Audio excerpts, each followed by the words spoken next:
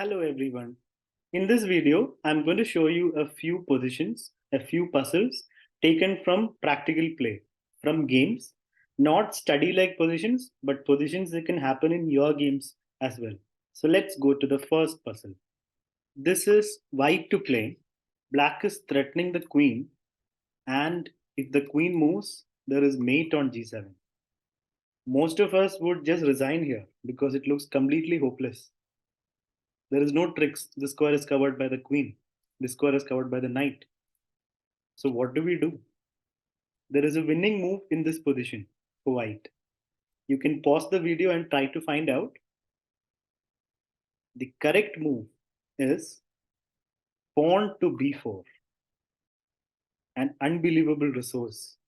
We are opening up an attack on the queen and we are blocking the queen's connection to this c1 f8 square. So black is nothing better than giving up the queen here. Because if you take it with the knight, there's mate. And if you take the queen, there's mate. And if you take the pawn with the queen, then exchange and then there's mate. One more thing is, if knight takes pawn, then we can just go for mate this way. Or this is also mate. So after pawn b4, white is just winning.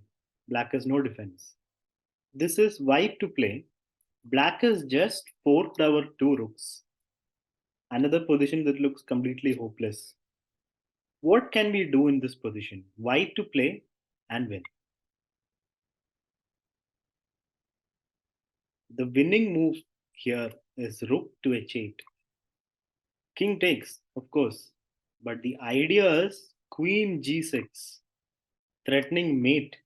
The point is pawn can't take the queen because of rook takes rook mate. So after queen g6, whatever black does, next move is just checkmate. This position happened in USSR Championship, happened in Moscow 1988.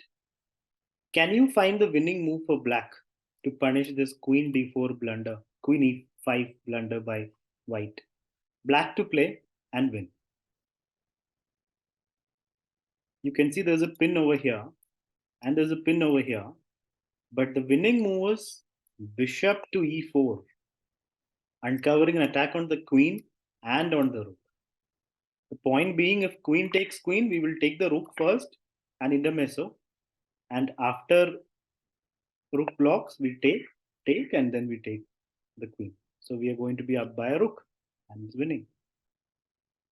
This position happened in Nihal versus Hikaru Speed Chess Championship semi-finals.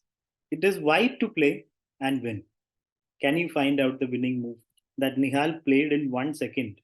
It was a bullet game. The winning move was pawn to e6. The three pawns knocking down or breaking open the defenses of the king. So the point is, if pawn takes, we have f7 and we win the rook. And more importantly, if rook takes the pawn, we have mate on b8. And if rook takes pawn, then we still have pawn takes f7. So after e6, we are just completely winning. This position happened in an opening played by Jordan Van Forest, the Dutch player. Can you find out the winning move for white, which Jordan did in this position? Of course, you can pause the video and think. The answer is bishop takes h7, a Greek gift. Normally, the Greek gift works when the knight and queen can jump to this square and the queen to this square. But here the knight and queen are misplaced. But still this works because of the discovered attack on the queen. So how do we do it? King takes and now knight to e6. The point being queen takes queen, pawn takes back and king has to come to g6. And then we have knight c7, winning a rook. This is white to play and win. As you can see, a queen check on the last rank would be lethal because if the king moves, there's mate on h8 thanks to the wonderful bishop. But right now, all these three squares are unavailable to the queen. Bishop's controlling this, queen's controlling this, and rook's controlling this. So the winning move in this position is the beautiful rook c2. All three pieces can take it. But if anyone takes one of these squares would be available. For example, bishop takes and then mate. And the same thing would have happened if the rook took or the queen took, except it would be on a different square that the queen would give a check on. This position is from a game by none other than the world champion, Magnus Carlsen. He played this against Jobaba in 2019. Can you find out the winning move or the winning plan that Magnus found here? Black to play and win. As you can see, white is about to take this pawn. And if that happens, white will be in serious chances of winning because there's a pass pawn for white. But Magnus had a plan. He played bishop to b4 in this position. The point being, of course, king can't take it, then the pawn promotes. And if knight takes the pawn, which is a main line, the bishop just gets in and he picks up both the pawns and wins. But not so easily because the game went on like this.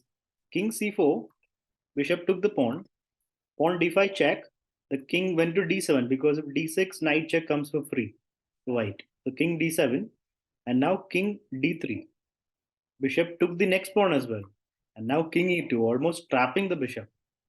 Here, bishop g3 was played by Magnus and then knight to b5. Pawn h4, the pawn tries to run. Knight d4 was played, h3, king f1. And now Magnus played a very important move here, bishop to h2. And he went on to win this game. He activated his king and then picked up the pawns and promoted. This is a very practical puzzle because it looks like a regular position. There is no amazing idea or beautiful ideas here.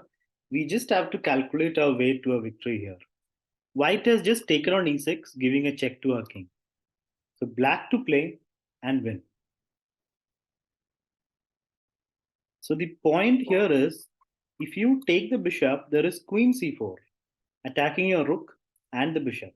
That is what white is counting on. That's why he played this move. Now, if you calculate correctly, you will find rook takes bishop, queen c4, and we have queen f7.